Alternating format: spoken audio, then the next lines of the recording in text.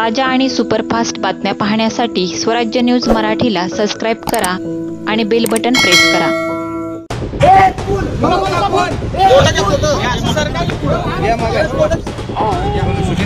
शेतकऱ्याची फसवणूक करणाऱ्या फडणवीस सरकारचा करायचं काय? शेतकऱ्याची फसवणूक करणाऱ्या फडणवीस सरकारचा करायचं काय? तुम आगे बढ़ो, हम तुम्हारे साथ हैं, तुम संघर्ष करो। महाराष्ट्राचे मुख्यमंत्री सुसंस्कृत म्हणून काल सोलापूर जिल्ह्यामध्ये आलेले होते।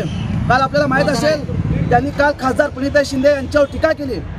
त्यांना आम्हाला एक सांगायचं आहे की खासदार प्रणिता शिंदे यांनी असं म्हणलं होतं की हा पाऊस शासनाच्या ह्याच्या निर्मितीमुळे पडला आहे। कारण असं का बोलले होते तर त्यांना सांगायचं आहे की आपण जी उपाययोजना पूरग्रस्त आणि अतिवृष्टी झाल्यानंतर जी उपाययोजना राबवला पाहिजे होती ती योजना राबवली नाही। पण आमच्या सोलापूर जिल्हा मोठ्या प्रमाणात पूरग्रस्त भाग आणि अतिवृष्टी मोठ्या प्रमाणात झाली होती।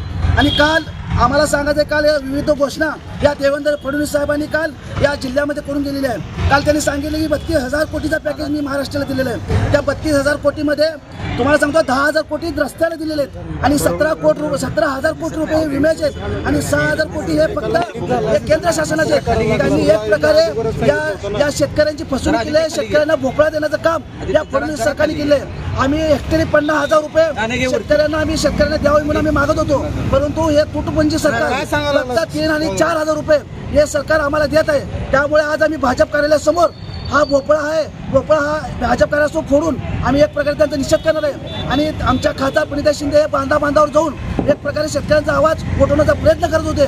त्यांना एक प्रकारे मिरच्या जोमल्या म्हणून त्या मिरच्या सुद्धा आम्ही या ठिकाणी आणलेल्या आहे। आणि विविध भागात जाऊन देवेंद्र फडणवीस एक गाजराचा पाऊस पडल्यासारखा विविध घोषणा शेतकऱ्यांसाठी करत आहे। याचा निषेध म्हणून आज आम्ही सोलापूर जिल्ह्याच्या भाजप कार्यालयासमोर आम्ही निषेध नोंदवत आहोत।